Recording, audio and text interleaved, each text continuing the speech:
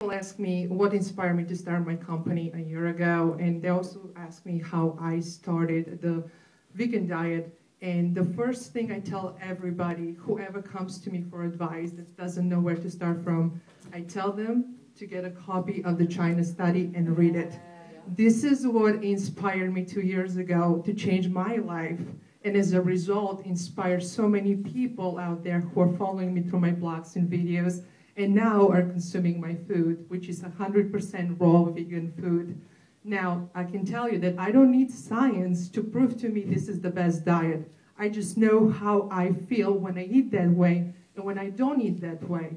Your body is the best indicator of what is healthy for you. I have a 2-year-old son who is also vegan. He was raised that way. He's thriving. He's the 90th percentile in height and weight, and he eats plant-based foods. So whoever tells you that children are not going to be healthy by eating this way, you know what? Come to my home, look at my child, look at our family. Now, the question I had for you is, I have people who come to me and say, hey, I cannot make the transition to completely vegan diet. Is it okay to eat some grass-fed milk or dairy or meat? Is that better, than the processed one? So basically what I wanted to ask you, have you found out a difference between grass-fed dairy or meat versus the processed? So what is getting us sick? Is it just meat and dairy, the way they're composed? Or is it the way they're processed nowadays?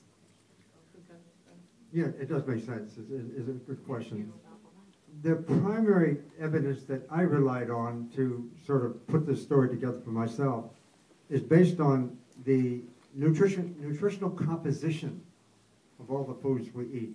It's the nutritional composition that characterizes its ability to create health or disease. And by that, I mean, the proportionate amounts of carbohydrate, of the right kind, by the way, protein, fat, micronutrients, vitamins, minerals, and things like this. I mean, there is a sort of an ideal profile composition that just happens to be represented by whole plant-based foods. That's the key. To go to your question about, a good question, to go to the question about, does some of all this other stuff that we get in food play a role? I think that's really what you're saying. And if it does play a role, what happens if we go back, let's say, to the native, organic, grass-fed, kind of animals to get the kind of food there?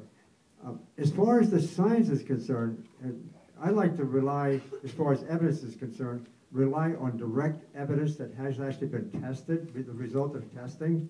We don't have that kind of information to tell us whether eating grass-fed products is any different than, let's say, feedlot-based animals. And all we can rely on is indirect evidence. And on that particular score, my reading of the literature is maybe it's a shade better, the organic, but it's nowhere near the kind of effects that we can get by just switching away from those products altogether.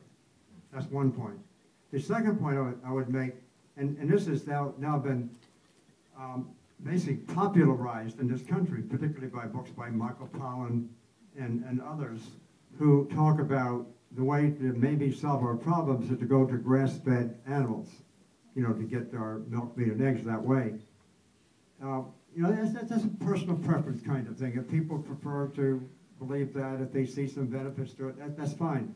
But I'm talking about it from this population point of view. There's no way under the sun that that's a solution. It's simply not a viable solution.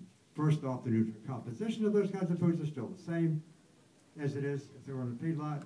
And secondly, we don't have anywhere near the land to allow for that kind of practice to solve our problems. So it's kind of a neat idea, I guess, for some people if they want to do that, but it's kind of meaningless as far as real solutions are concerned. Okay, we have about 5 more